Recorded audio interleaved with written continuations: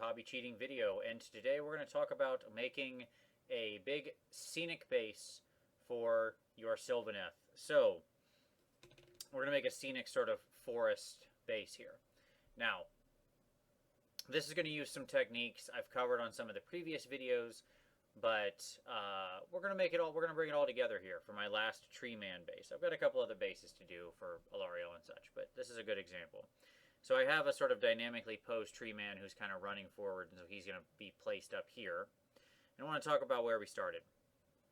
So first things first, you'll notice this is a very shiny reflective plastic.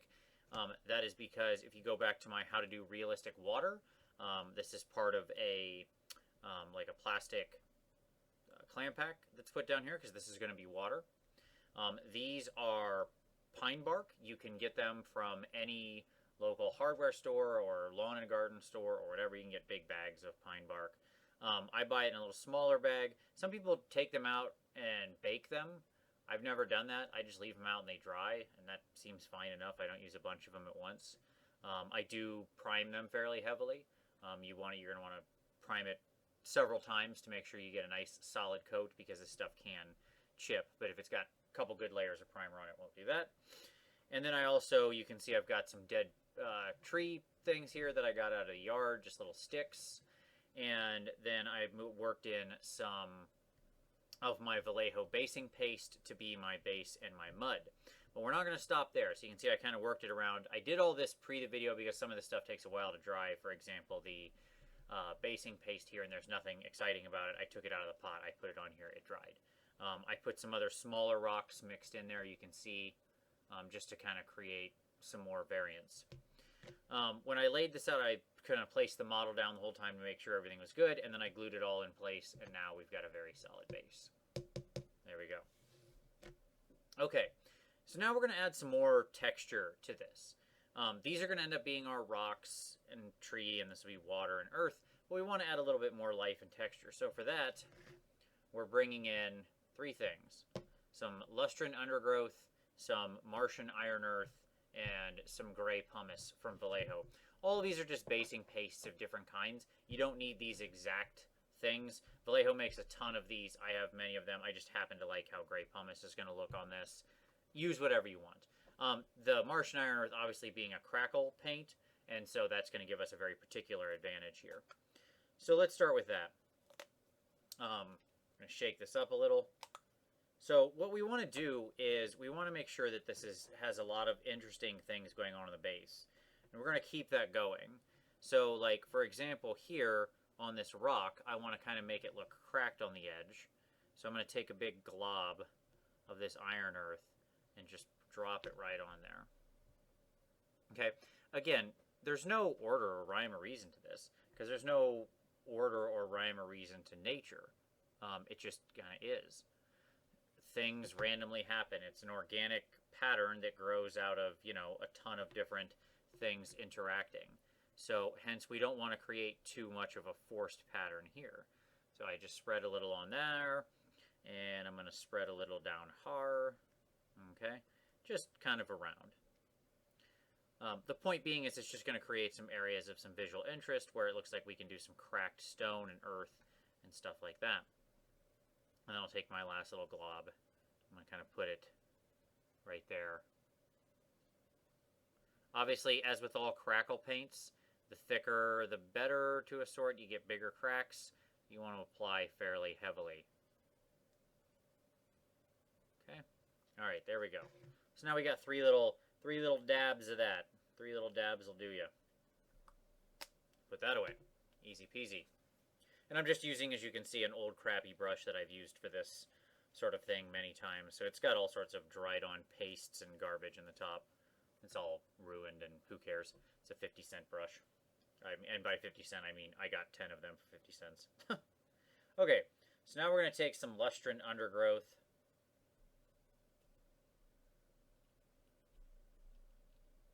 And we're just going to get some of that out, which my lustrine undergrowth is seemingly quite dry because I haven't used it in a little while. So we're not going to use a bunch of that, but I'm just going to kind of, what I want to do with this, in fact, let me get out a bigger tool here. because that is really dry. Oh, GW Pots, why do you do this to me? Okay. So now I just want to kind of take this, and I'm going to kind of spread it here into like some places around where I want there to be a kind of organic life to it. Like down here by the tree. So I want to create this kind of mossy texture, which is of course what the Lestern undergrowth is meant to do, right? It's meant to be this sort of mossy ground texture. Again, you could use lots of different pastes or things for this. It doesn't really matter. In this case, I'll use this. Anywhere where I want there to be a sort of mossiness, I'm going to stick some of that Lestern undergrowth in there. Again, not to any great pattern, just sort of randomly, and I'll let that dry and we'll call it a day. Okay. The goal here is to have lots of different little textures going on, because when you have a very like natural environment, say like the side of a creek bed, what happens is you get mud and little plants and moss and just all sorts of things happening. And so we want to do our best to capture that. Finally, I'm going to take some of the gray pumice, which dries with a very, very thick, sort of spikiness to it. And I've used this for like various moss patches and just sort of muddy patches and things like that. And now here I'm just going to put some kind of on the edge. You can see how heavy that texture is. When it dries, it really shrinks quite a bit, and it leaves behind just these wonderful little ridges and spikes. That's why I like this gray pumice in this case. And again, it's just about creating all these different interesting textures around the piece so it feels more natural. Okay? So, I know it's not easy to see. We kind of just spread some of that around there.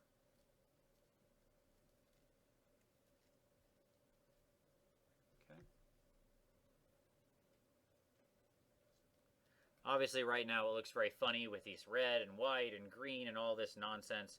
But once we even put a little on the tree, because why not? Let's have some weird patches of moss or mud or something on the tree. Okay, so now step one is going to be to let all of that dry. And obviously that's going to take some time for me, but it'll only be a few seconds for you. So I'm going to let all this dry, and then I'm just going to prime the whole thing in a sort of zenithal type style. So when you see this next, everything will be dry, and you'll see what it looks like after priming. And then we'll go from there. All right? Back in a second. All right, and we're back. So you can see we went ahead and zenithaled out the base here. I've actually already got a little brown on. I'll get into what I'm doing there in a minute. So I went with the gray-black I always used for the primer. Then we took some white and we built it up over top, creating some hot spots, some points of interest. It's really not as much about zenithal as much as it is about creating sort of tonal variation and areas of interest. So for example, when we look at the tree here, yes, I hit this more because it would get hit by the light given the way it's bent, but we also created a spot, kind of down here, just where it'd be, yes, in the light, but also more interesting. Same with the rocks, right? We kind of catch the edges, we do that kind of thing. Now, the key with this is to make sure we're working as efficiently as possible. One of the ways I paint fast is always making sure that I'm combining as many steps as possible. So when you get a big base like this that's very complicated, you can make it a very fast process by making sure you're always doing things that, the steps are all aligned. So we make sure that we do, you'll see what happens, but we make sure we do a dry brush over one part and a different dry brush over another. If we're going to wash the whole thing down, then we do the wash over the whole thing and so on. So we're going to start on the bottom with the mud because that's our lowest thing and it's not going to hurt anything there. For that, I went ahead and used a combination of Vallejo Model Color Flat Brown and Vallejo Model Color Flat Earth. And then I watered it way down, okay? Very watery, because what I want is I want some of the natural zenithal that's underneath that white-black variation to show through. And you can see how it's doing that, right? It doesn't look completely brown, and that's our goal. I'm just using an old garbage brush here to get this on. Nice big brush. Don't care. If I screw this brush up on this like rough texture, doesn't matter. You can see that's a pretty garbage brush. it's important to keep around a couple garbage brushes just so you can screw them up on stuff like this. You don't ever want to use your nice brushes on something like this that's got this insanely rough texture. It's just going to tear your brushes up completely. So, what we do is we work our brown in everywhere there, and you can see now what we've got is a nice solid earthy tone. Now, beforehand I had made some other kind of things so that could be mud, so we're going to work some of that up in there too. This is going to get, fairly covered over and such as time goes on. Like, we're going to have to bring this back out later, but it's good to kind of set some of it up now. If these were really rocks sitting out in the wilderness, the reality is they would have mud and dirt and life and, lichen and plants and stuff growing all over them. So that's another important point. Why we did all that texture variation in the beginning is because we want to contrast it the same way as we're doing with our tonal variation, right? So it's all about that. When you're trying to make a sort of very living, organic scene, you need that variation in there. Okay. So, there we go. Good to go. Got that part all done. Well, one step of many done. All right, what's next? Well, next up, we're going to hit these trees. For that, we're going to use our old friend, Intense Wood from Scale 75. Still one of the greatest paints in the world. We're going to get some of that in there. It takes quite a lot of this on these real trees because the wood actually absorbs a lot of this ink. So, again, we're going to get out our garbage brush. We're going to get our wood, and we are just going to slop it on there. Like, really, I mean slop it on there. We are not holding back. I'm not wiping anything off. I am just trying to get as much as possible onto this tree, because you can see how it just drinks it up. And that's with, 3 coats of primer and then a Zenithal color over top. But, again, when you do this, it just creates such a nice variation. Like, this wood just works so well. And, of course, this is just the first step. We're going to go farther. So we get all our little sticks with the wood. We just cover all the sticks up. Make sure that we get them completely. You can see where, I'm going fast. I'm just literally slopping all this ink around, trying to get it completely covered. And we'll see how much I can get on there. And there we go. All right. So, there's that. Next step, all done. Look at that. We've got some old wood on. Next. All right. So, next up, what we're going to do is we're going to go ahead, and we need to start making these rocks look a little more alive. Because right now it's all in this very gray and white, and rocks have more color, like living color variation to them. So for that, we're going to go to our old friend, Light Sand, right?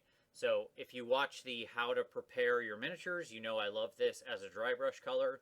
It's a warm white that's very, very nicely toned. So we're going to get a bunch of that out on the palette there. And this is only going to be the first step, obviously. So I'm going to grab my very, very big dry brush because we're going to go nuts. So we got a big old dry brush for this one, because we are not going to hold back on this. We want to go a little nuts. Like Michael Keaton in the first Batman. You want to get nuts? We're going to get nuts. Okay. So the idea here is to just start chopping at this thing. Right? Now I'm not actually hitting it super hard.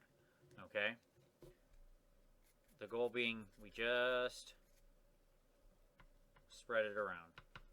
I'm not even worrying that much about really making sure I get a lot of paint off the brush. I kind of want it to be a little heavy at this stage. It's going to be beneficial to us to be heavier rather than lighter at this stage in the game. Okay? Because what we're going to do is we're going to apply a lot of layers of washes and things like that to these rocks. And when we do that, we want to make sure that enough of this still shows through and creates variation that we can still see it. Hence why I put so much on the palette. Hence why I'm hitting it so strong. Okay? Because we really want to make sure we capture all that detail. Now I'm trying to avoid the areas where I turned the mud. Let's see if we can get that. There we go. Where I turned the mud brown. But I'm not super avoiding them. Like, it doesn't really matter. Avoid covering it completely, but if I hit it a little, that's fine. No big deal. Okay.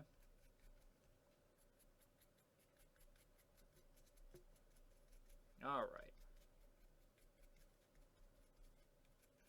So, now we've got our rocks. And they're already starting to look a little more like rocks, right?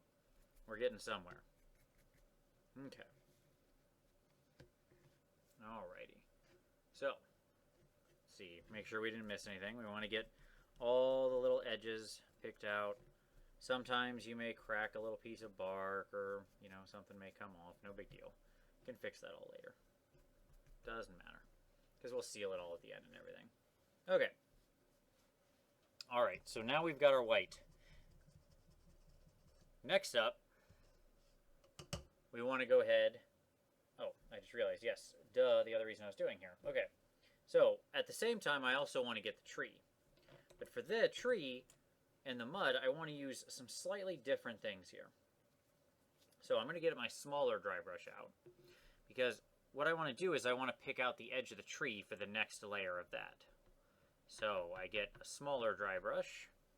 We wipe it off all the same. And then what we're going to do is we're going to just hit the tree with that. Now, some of that ink that I put on there is still wet. Good. It's just going to help smooth it out. We don't need to wait for it to completely dry in this case. It's actually going to be an advantage to us if it isn't. So, we kind of hit all those. We're being, again, fairly heavy, fairly rough. And there we go. All right, so now we've got all those nice little edges on the tree dry brushed and picked out. Now let's talk about the dirt.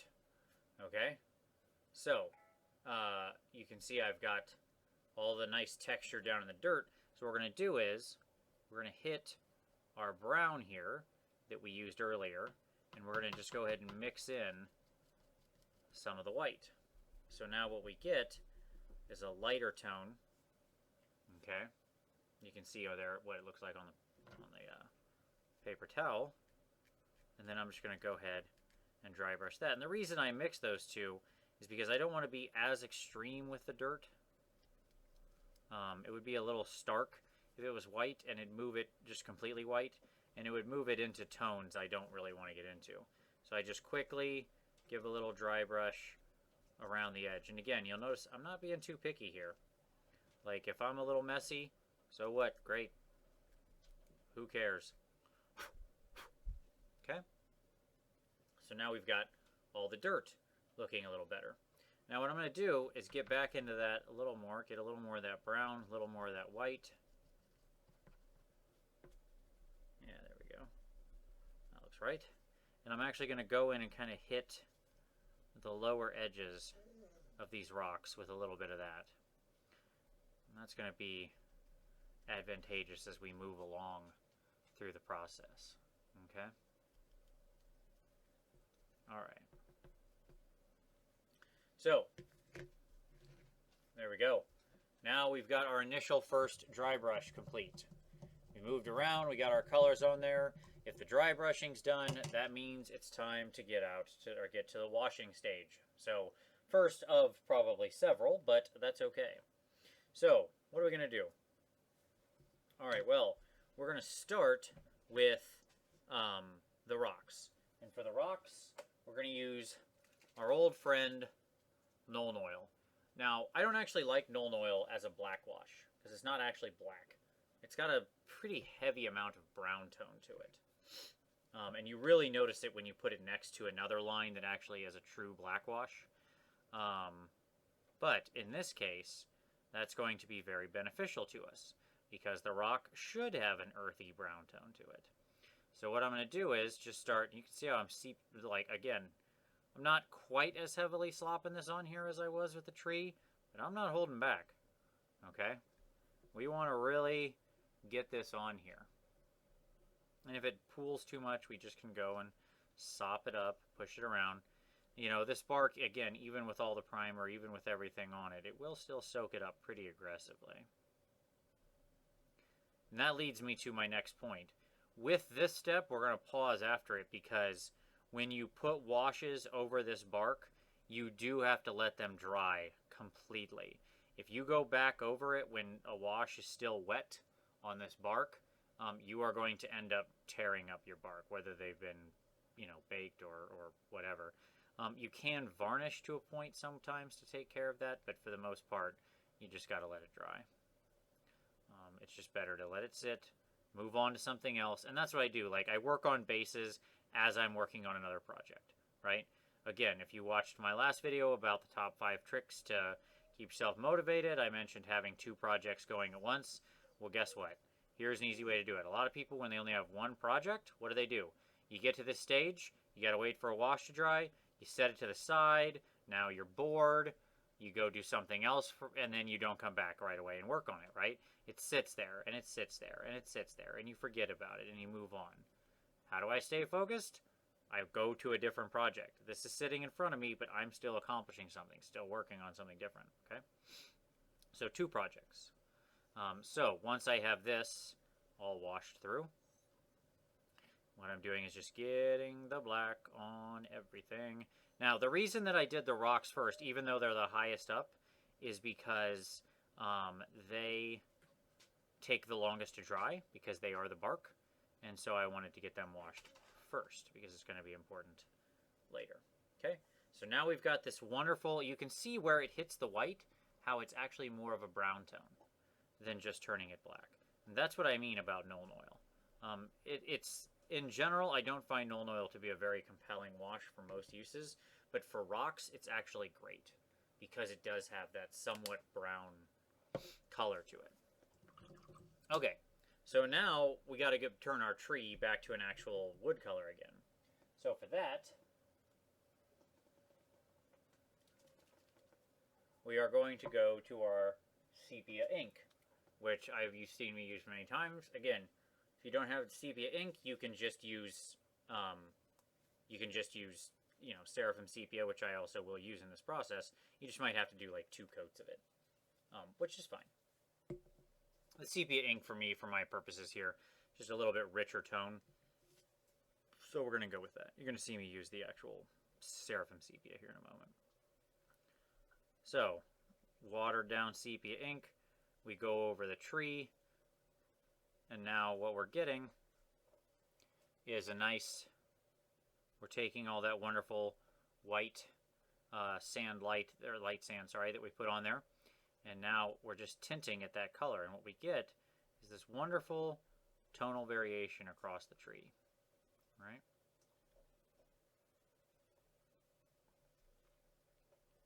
Because again, what we're trying to do is build up those layers. Now you can see how that's starting to look a lot more like a tree because we're getting these natural color changes in here, right? Okay, final for this round of washes. Again, we're moving quick. Stuff doesn't take long. That's going to be, now we're going to grab our normal Seraphim sepia, and in this case I want it to be a little thinner because I don't want to totally change the ground color.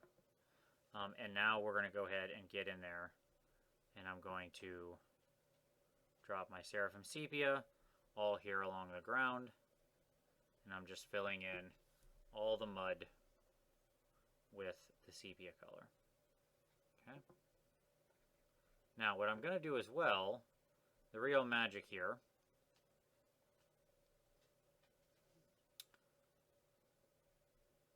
is I'm going to actually hit the rocks some too. Okay, so what I'm going to do is I'm going to go ahead and splash some of this sepia up onto the rock. Now it's still wet, but I'm just dabbing it in, right? I'm not really painting, I'm just dabbing it in there. Okay, just kind of stippling it on. And what that's going to do is create some more earthy brown tones on the rocks. It's also going to tie the earth and the rocks together, which of course we would expect. Again, if this stuff has truly been sitting outside for years, as certainly this base is, meant to portray, then all of these colors need to be in somewhat harmony because they all would be in each other's stuff. The mud would be getting wet, running up on the rocks. The rocks would be chipping and falling down to the ground, right? So all of this is kind of getting mixed up constantly over the, years, decades, centuries perhaps, that this has been here. So we just kind of stipple in some of this brown in there to create little pockets of our earthiness. If we had mud we did previously, maybe we focus on that. Okay, if we get too much, just take it out of your brush, you go in, you clean it up. And you can even go put it somewhere else. I like to focus in recesses and cracks. Like, for example, when I look at this, I think, where would the water run? Well, it would run down in these rivulets, right? It would get caught up under here. There would be detritus that would get caught in here. So I try to focus on areas like that, where the sort of, you just kind of got to think about how nature would actually work. If this were getting hit by water from here, what would the result of that be? Like, this area back here would certainly get, you know, junk trapped in it. So we want to make sure we hit that up. And you're going to see we come back to that story over and over again, because the idea here is to replicate nature. That's what we're trying to do, right? So there you go. We'll let all that dry. We'll be back in a minute. All right, and we're back. And everything is dry. And so now we're going to do the next step.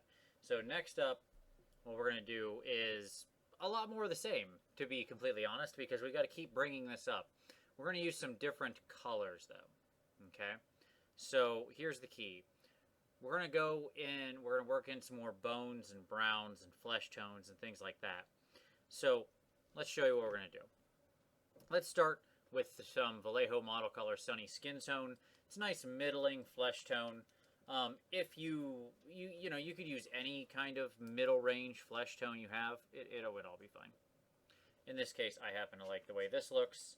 This is a great color if you have this to highlight your dirt. It's great for that purpose. So what are we going to do? We're going to get some of this here on our brush. And again, we're going to get most of this off. Now this time we're going to be pretty thorough about it. Because whereas with the first steps we were kind of messy and crazy, and that was purposeful because we wanted it all to mix together. Here we're going to be a little bit more controlled. And that's what we do. It's the same way with models. When you start out with your base coat, who cares, right? You don't need to really be too careful because you're going to go back and fix stuff later. Wasting time on base coats with accuracy is a good way to take too long painting things. Instead here, what we're going to do is we're just going to go ahead and very carefully, you can see, I'm just very lightly touching it, just getting that color out there on the rocks and the other things we have. Again, most of this is off. I'm not doing this heavy, okay? But you can see now we've got a lot of variation in those rocks. Now I'm going to go ahead and get a little bit more on, and we're going to use the flesh tone on the tree. Dun, dun, dun. Yes. They're not skin trees. All right, so the point being is that flesh tone has a very natural, organic, living color to it, perhaps quite obviously. So it's going to work on our wood as well because it just feels fairly alive. So I'm just going to kind of, you notice I'm trying to focus on the edges. I'm not going as crazy this time. We're just trying to bring up some of those highlights. Just get some of the ridges in this natural wood picked out. You know, use the texture on this thing to our advantage. Okay? Now, I'm not going to bother to, like, clean my brush. Okay? Instead, what I'm going to do is I'm just going to go straight to now, this is Vallejo Model Color Buff, which is a bone color. And, you know, you can use any bone color paint you have. Could be Ushabti bone, could be army paint or skeleton bone. I don't really care. It doesn't matter any. Some kind of bone color, you know what I mean. Okay? The point being is that I'm not going to clean my brush. I left that whatever flesh tone's in there. Then I'm going to get in here, and I'm just going to go ahead and work most of that off as normal. Work it deep into the bristles. And now what I'm going to do is lightly dry brush these rocks. Now this time I'm not going crazy on it. Again, same thing, right? We just go hog wild the first time because we want to just go nuts. But this time we want to be a little more controlled. We're just trying to work in some of this tone, this color. It just creates a little more variation. Just makes it look a little more alive. And the reason that we want to do this is because what it's going to do is it's going to just, we need to have lots and lots of different little bits of color constantly in things like rocks and stuff that are sitting outside. Think of every little fleck of dirt or whatever that has gotten on this rock over every time it rained, every time pollen blew, every time there was a flood or anything like that, right? All of those things would have left behind residue and chunks and all that, and every time we're trying to capture years of different things interacting with these rocks in a matter of a few moments of painting. So the more random we are, the more we kind of just work around different colors, and just as I mentioned in the natural stone, we wash and we dry brush and we wash and we dry brush, and then we sometimes go in and be even a little more careful than that. The more we do that, the better. Okay, so now what I'm going to do is, guess what? Go back to my Nuln Oil yet again. Because once again, we're going to, we dry brushed up the rock, so now we're going to wash it again. This time, we're going to be a little more controlled about it, though. Okay? So whereas last time I was really being kind of slapdash, this time, we're going to be a little more controlled. I'm going to make sure it stays nice and thin. I'm probably not even going to wash everything. You know, I'm just going to kind of work it in here. It depends on the area. I'm going to make sure I get everything. Spread that wash around. But again, I don't, when I say get everything, I mean, you know, hit every rock, stuff like that. I'm not painting with the wash here, okay? Don't need to get every nook and cranny and area with it this time. I just need to, again, keep it looking natural, keep it looking like a rock. That was a little heavy, a little too much there. That's okay. When that happens, you can see how much we got on there. We go down, we push it into another area, we get it all off our brush, and then we come back and we just sop it up. No big deal. No big deal. No mistakes. There's no mistakes in this kind of natural stuff. That's what's great about it. Okay. Now the other thing we're going to do with this black, okay, with this Nuln Oil, is we're going to create our shadows. There's a lot of elements on here that we would want to have shadows worked into, and so we're going to go ahead and do that now. So what do I mean? I mean, I'm going to take some of this Nuln Oil, and here on the underside of this rock, I'm going to do a nice layer down there, right? Because I want that to be nice and dark. I'm going to actually push that down on the into the water too. Just nice and light. Just work it in there. You can see that I get some natural shadow from the overhang. I'm also going to trace the edges of the rock here. Okay? We're going to trace that with the oil. We don't want a lot, just a little. Okay? So that way we create just some natural shadows. Pull it out, make sure it's nice and smooth. Okay? Bottom of the tree, guess what? Same thing. Down here, this area here, this would be very shadowed. Same with the underside of the tree. So we're just going to hit that. Okay? Again, we don't have to be real careful here. The very deep crevices of this rock, we're going to go ahead and get it in there. Underside here.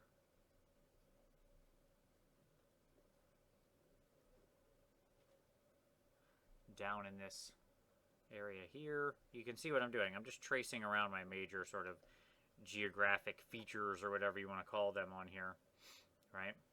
Creating my natural shadows. And certainly back in this crevice where it's nice and shadowed, I want to make sure we get under there. Okay. There we go. All right. So now we've got our natural shadows all placed.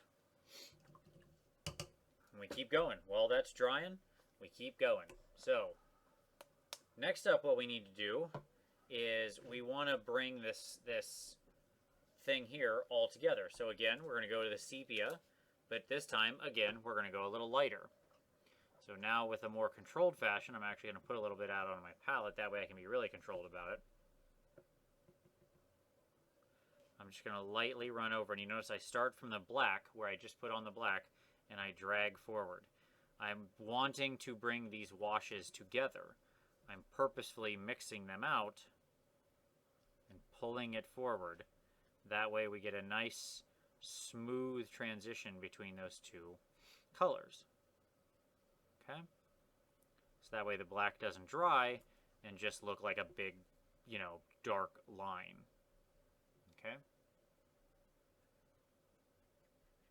And just like that, boom, dirt will be done. That'll probably be close to our final step with the dirt, to be honest. If we want to smush around a little bit more sepia into the rocks, we can do that just to make it look, again, to work that in. But now there's one more very important color that we've got to grab. With a scene like this, especially if you've got water in the scene, okay? Then there is one color that has to get on here and has to be visible, okay? And that is right here. That is your camo shade, or your green. I don't care if you don't like Athonian camo shade. Use any green wash you want. This is a very particular green, though, in that this is green-brown. And that's what I want. This is a super natural, earthy green. And that's what we want. So, what are we going to do? We're going to take down here on these rocks near the water, and we're going to hit them with this fairly aggressively. Because think about the amount of mold and mildew and living just moss and organisms that would attach to these rocks near the water. Okay? That's what we're going to capture with this wash. At this scale, we wouldn't really be able to see all of the individual lichen, but we would be able to see the tint, the tone that it would leave on the rock. Same with the wood. So we're going to hit that same area we just hit and more with the green.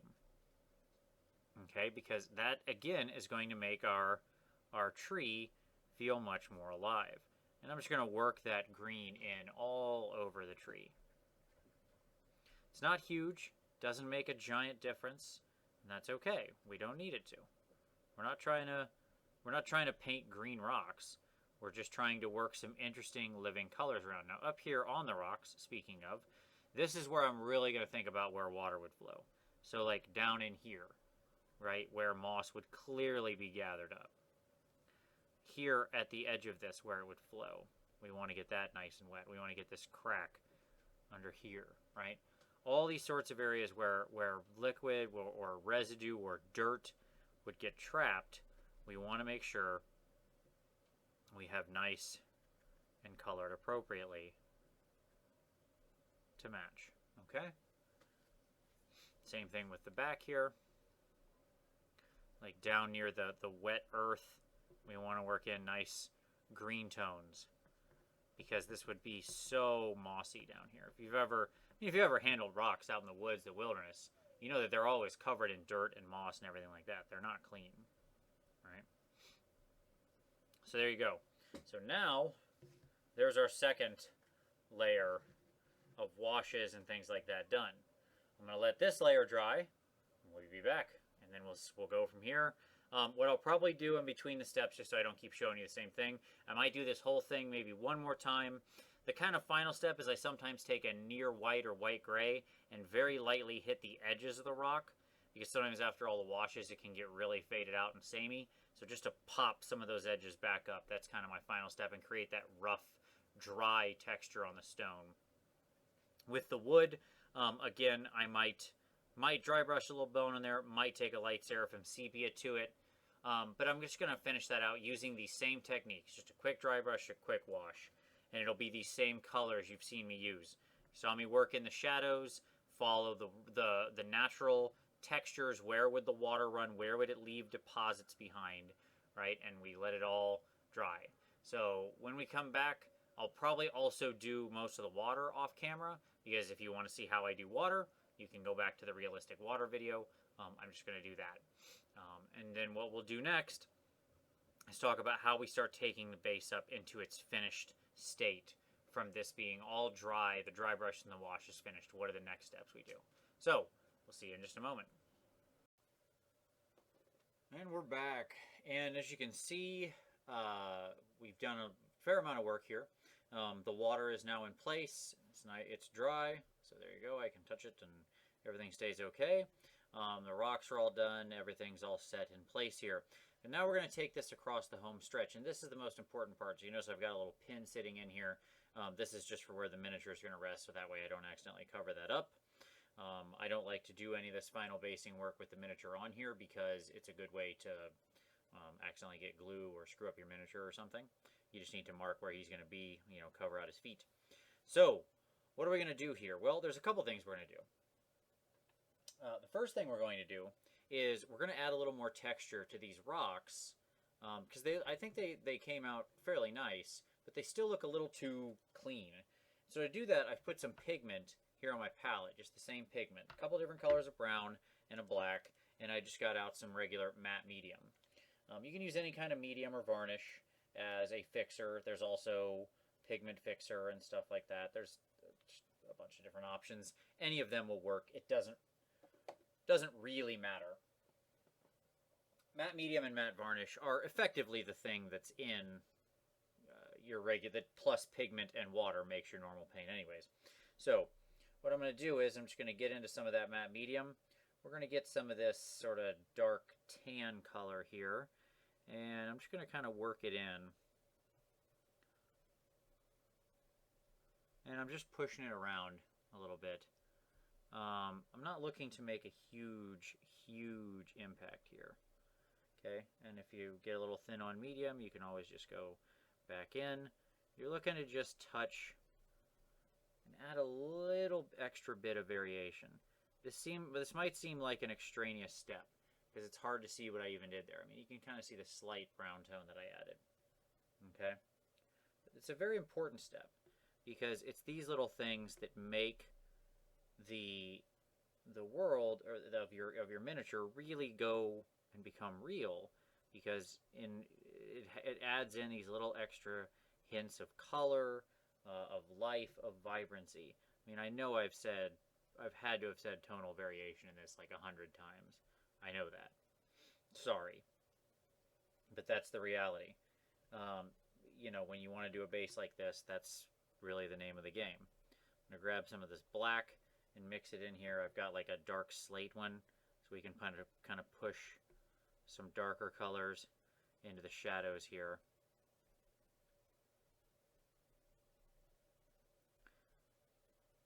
And one of the things when you're working with straight pigment, you have to know it will dry slightly different colored than it goes on.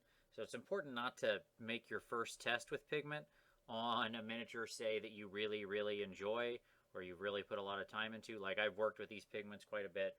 I know effectively how they're going to dry, so I know what I want to use where. Make sure you know what color your pigments are going to dry.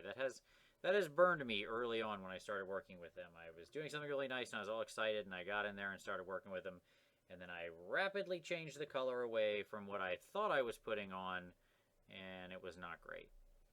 But I especially want to work some down into these, some of these, you know, darker areas here, some of these edge areas, work in both some of the mud and some of the dark. Because again, you have to imagine things would get captured down in these areas here. Okay, so again, we're not going to go overboard. We're just doing a little bit here and there, just to keep it interesting. Okay, so now what we've got is, you can see the difference there. You see the extra color in the rocks? Just little bits of extra color. Again, it's not huge. It's not, you know, a night and day difference, but it's a bunch of little steps that all come together to take your project up to the next level. It's about caring about every little thing, really. Okay? Okay. So, there we go. We've got our pigment affixed. So now it's time to put on some foliage and things like that. And again, when we're doing this, we want to think about how would things naturally grow. So I've got a big selection off camera here of tufts and flowers and growth and things like that. And that's what we're going to do. So the first thing we're going to grab here is these lowland shrubs. Lowland shrubs.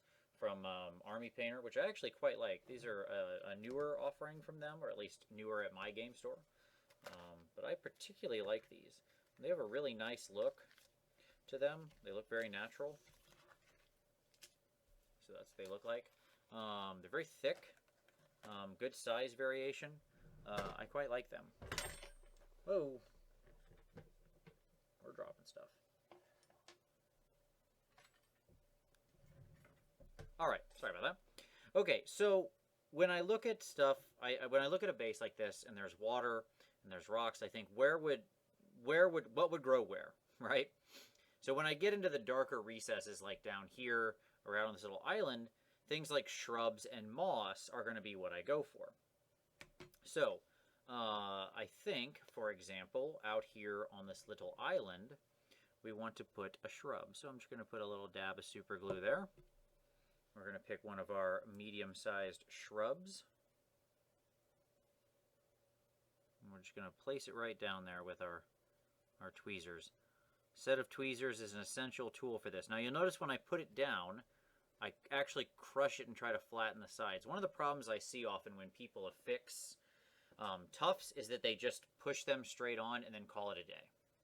The problem is then you can see the edge, and it looks very, very fake. But if I flatten this out and really make sure it's stuck on there, then I cover up the edge of the tuft and it looks a lot more natural. I think one up here would also look good, you know, sort of growing right beside this tree. That makes sense to me. Let's actually grab one of the larger tufts and put it up there.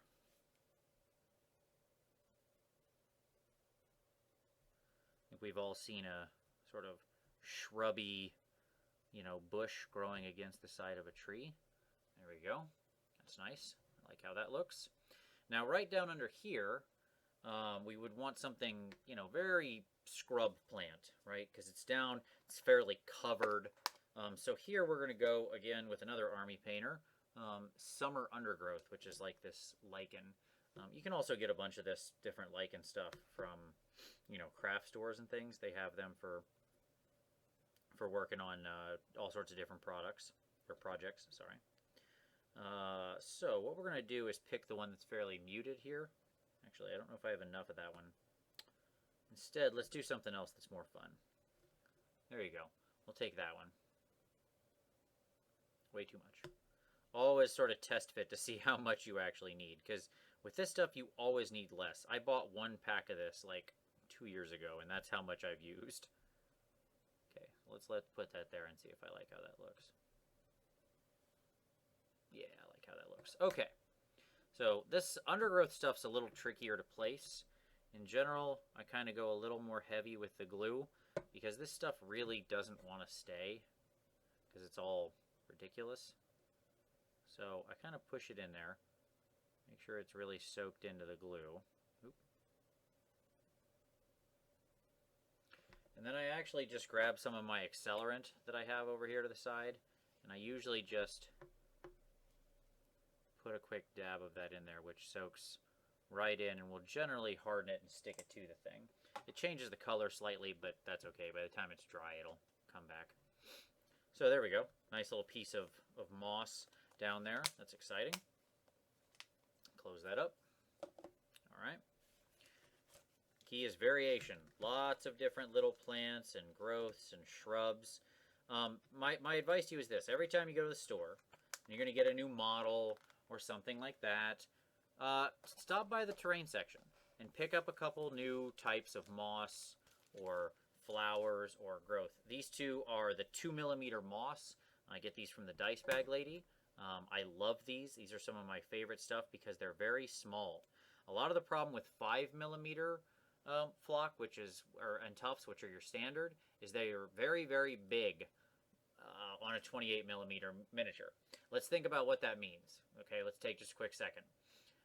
So a 28mm miniature, if that's to be a person who's 6 feet tall, right? Then a 5mm flock is 1/6 of their height. So if you've ever drawn a human being, you can break them into sections, but 1/6 of your height is pretty obvious. If you're a 6-foot human being, that means that grass is a foot tall. A foot tall. That's the 5mm tufts you're putting down. Now, wild grass can certainly get to be a foot tall, but we're not used to seeing foot-tall grass in our normal daily life. That's pretty tall grass. So it's okay to use, but you want to make sure you know what you're doing when you put it on there. Now what I'm going to do is I'm going to grab some of these tufts, and I just want to kind of hit the edge here. So I'll get one that looks kind of random. You can get them in, as you see here, in both these like random patterns and the more regular ones. Both have good uses. These are some of my favorite little products because at 2 millimeters, this is only 1/10 the size of a human. So this is more like 4-inch grass or something like that. So much better. We'll put a little more of that around. What I like to do with this moss is it's nice to just kind of spread around. It looks like it fits on your rocks. So I'm going to put a little dab of glue there and up there, kind of there. It just kind of looks like it belongs really easy. Right down there, especially on things like wet terrain and growth and stuff like that. So we're just going to kind of place this around. You might notice that I'm fairly random with how I do this. Yes, exactly. I'm thinking about where this stuff would grow, but I'm not following any grand design or pattern. Because if I was, it would immediately look fake. Like if I was in nature and I had this follow some kind of rose or something, right? It would just look strange. You notice even with the small grass, I still push it out, fluff it out, right? That way it looks very natural. So now we've got some nice tufts of short grass scattered around there. That's good. I like that. In fact, I think I want to get real careful. Put a little dab of glue right there. And I want to kind of tuck it under there. There we go. Just a little extra grass next to that sort of bush. I like that. Let's not forget about this side. Okay, so over here, I want to do two things. The fig is actually going to be facing this direction, so he's going to be kind of unusually spaced. So what I want to do is, here under this overhang, where it's, you know, kind of covered, I'll grab one of my bigger random tufts here. Let's see, let's do that one. And we're going to kind of slide that in there.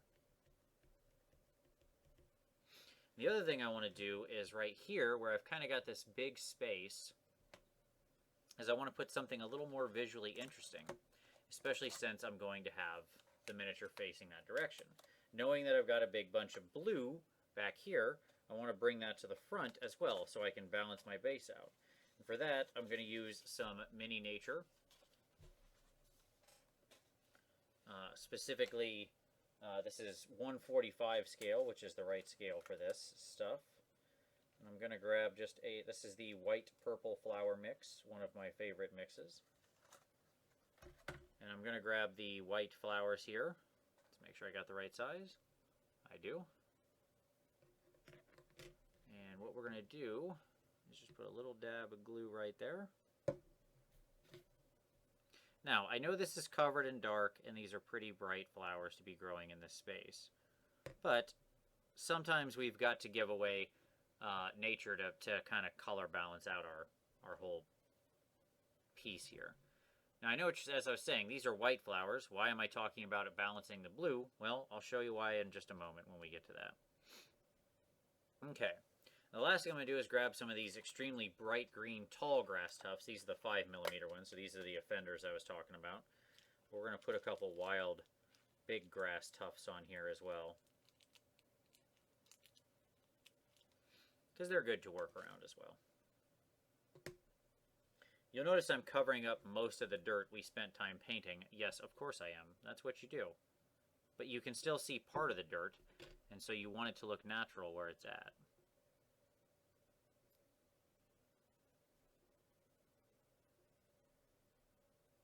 So we get a nice little, see, I can hide the sides of it there. That's why I kind of shoved it in that space.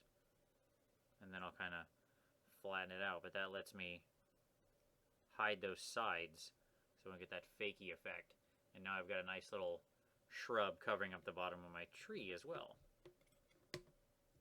Let's see. Let's do another one right here in front of this moss, right on the edge of the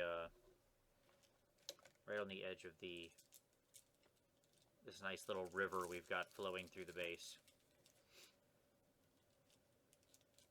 Okay, come here. There we go.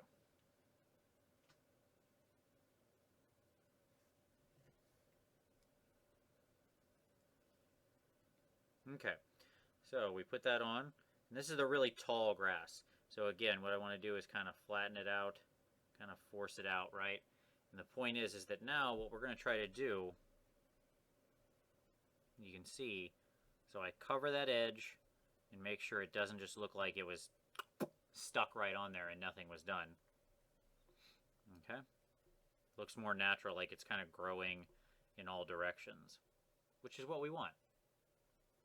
And I'm just noticing I have a little weird reflective dot of something right there. The other fun thing about mosses and grasses and stuff is when you have a screw up on your base, guess what? I don't know what that is. I think that's actually leaking water that ran underneath there, which is funny. Underneath my rock structure. Guess what? Boom. Cover that right up. There you go. That's the great part about tufts. You can, with this grass and stuff, you can fix your previous mistakes. All right, so what do I think about that? Let's take a minute. We'll look at it. Are we happy with that? Is that enough nature on there? I feel like we could use a little more. Let's go back to our lowland shrubs. I feel like we can use a little small ones of those around. That'll be interesting. So let's put a nice small one right there. We'll grab one of the little flat lowland shrubs. That'll look nice on the edge.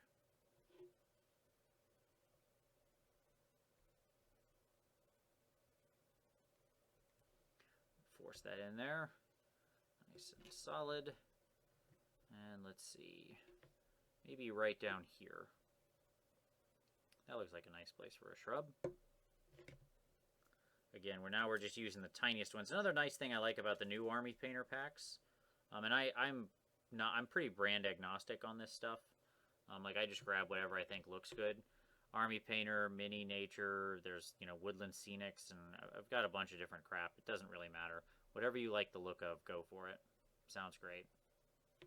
Okay, so there we go. Now we got another nice little shrub there. Good. All right. So we've got all our little shrubs down, but we're not done. Because the problem is, when you take this stuff straight out of the pack, and you have miniatures that you've put a lot of time into in this natural setting with all this variation, your stuff here is really fairly flat, right? So we need to spice this up a little bit. So what are we going to do? Well, we're going to go back to our previous things, like our washes and our shades and our other colors, okay? So specifically what I'm going to do is we're going to start with some Agrax. I'm going to shake that up. Let me clean my glue here real quick and seal that. Don't want that to dry out, obviously. Okay. Always got to take good care of your super glue, especially since super glue is terrible and tries its hardest to be impossible to work with. Okay, so we're going to take our Agrax, we're going to shake it up, get it out here. We get one of our old crappy brushes. And what we're going to do is, on some of these bigger shrubs, we're going to push that darker color down into the lower parts. This will do two things. One, it ties it in with the mud that's underneath it. It makes the grass look semi-transparent. Looks like you're seeing the mud underneath. Two, it hides that seam line where it's joining the base. Big, big, big deal. This is the difference between a fake looking piece of grass stuck onto your base and something that starts to look nicer, because you're hiding that connection point and tying it in with the other colors. We can do the same on all these. We can just, you can touch a little bit of this in here just to get it looking a little more natural. We don't need to overdo it with most of these. These big 5mm tufts that are the real offenders. They're the ones that you really want to work this stuff in with, because they're the ones that look the most fake and obviously just not part of nature. The second thing we're going to do is with this other shrub back here, this moss that we put on, we're really going to slap all over this thing, especially down in the lower crevices, because I want it to look muddy, like it's grown up and had rain and mud dumped all over it and that kind of thing. Okay? So now you can see, you see that darker shadow here under this? That's exactly what we want to happen. That gives us this nice effect that this thing is actually part of the earth that it's sitting on. Okay? But we're not done yet. Okay. Now we're going to go back to our old friend, light sand. One of the most useful colors in my arsenal. I get this color out so often for various and sundry unusual purposes. So now what we're going to do is we're going to take that same crappy brush. I'm going to get a little bit of that light sand on my brush. Wipe most of it off. And then across the top of this shrub, I'm just going to lightly do that. Okay? Same thing here, and here, and here. Very light. I'm not changing the world here. Okay? Subtle, subtle effects. I'm going to find this other one. And you notice I'm pulling down, mostly. Right? The goal being to just create a little bit more variation in this grass. And I'm using this white color because it's nice and neutral. It's a very organic color. Works well with the green. You notice how well that still shows through, right? And then it creates, it looks, we're highlighting the tuft. People highlight their miniatures all day. They slap a tuft on there and then stop and go, well, that looks good. You can highlight your grasses as well. So what we've done here is we've created a low light. We've used the thing itself for its midtone, and we've highlighted it. If you ever get a little too bright, you can take a little Athonian camo shade. We use this quite a bit as our nature and moss color, so we can grab a little bit of that, and we could slap that around in there some. You know, if we need to bring anything back into focus, we can always throw a little of that Athonian camo shade around, and it'll whip our colors right back into green. And we're going to take a little bit of that and really get it there on that this piece of weird yellow moss. Okay.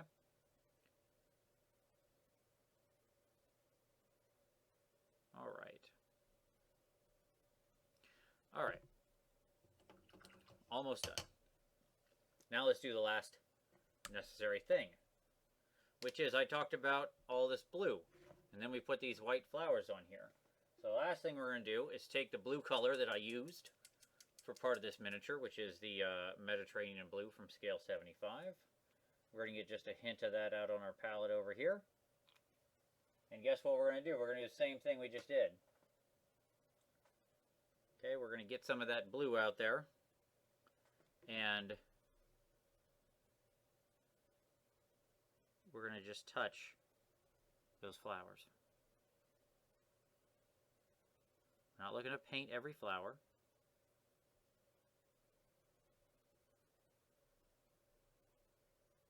Try not to paint anything else but the flowers, but we're just stippling on light bits of the color. So what we get now is this nice blue-white bed of flowers. Okay?